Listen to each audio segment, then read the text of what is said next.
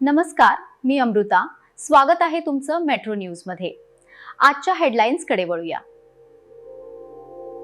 अक्कलकोट तालुक्यातील सांगवी येथील गोसावी समाजातील बाबू जाधव कुटुंबाची अल्पवयीन मुलगी बेपत्ता झाल्याची गंभीर घटना समोर आली आहे. या प्रकरणी तातडीने कारवाई करून मुलीचा शोध घ्यावा अशी मागणी वंचित बहुजन आघाडीच्या वतीने उस्मानाबाद जिल्हाधिकारी व पोलीस अधीक्षक यांच्याकडे निवेदनाद्वारे करण्यात आली. बाबू जाधव हे उदरनिर्वाहासाठी उस्मानाबाद जिल्ह्यातील लोहारा येथे वास्तव्यास आहेत.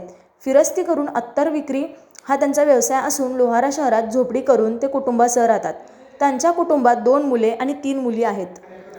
भटक्या समाजातील हे कुटुंब रोज शहरात फिरून अत्तर विक्री केल्याशिवाय उदरनिर्वाह करू शकत नाही. 12 जानेवारी 2026 रोजी सकाळी मोठी मुलगी किराणा आणण्यासाठी घराबाहेर गेली, मात्र ती दिवसभर परतली नाही. आई-वडिलांनी सर्वत्र शोध घेतला, नातेवाईकांशी संपर्क साधला, तरीही हिचा पत्ता लागला नाही. अखेर लोहारा पोलीस ठाण्यात तक्रार दाखल करण्यात आली.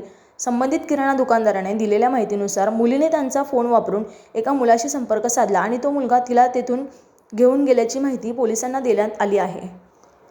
सदर मुलगी 13 वर्षे 9 महिने वयाची असून अल्पवयीन आहे. त्यामुळे संबंधित मुलाचा तात्काळ शोध घेऊन कठोर कारवाई करावी अशी मागणी शिष्टमंडळाने केली आहे. मुलीचा शोध लागला नाही तर उस्मानाबाद येथे मोठ्या प्रमाणावर तीव्र आंदोलन छेडण्यात येईल असा इशारा राज्य प्रवक्ते ॲडव्होकेट नगरसेवक अरुण जाधव यांनी दिला.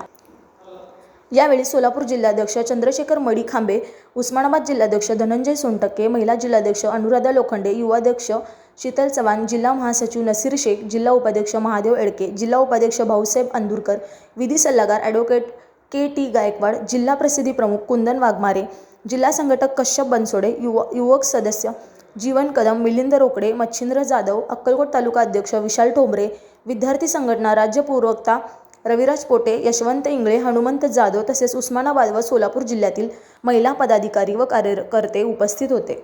यूट्यूब चॅनलला लाईक, सबस्क्राईब आणि फॉलो करायला विसरू नका.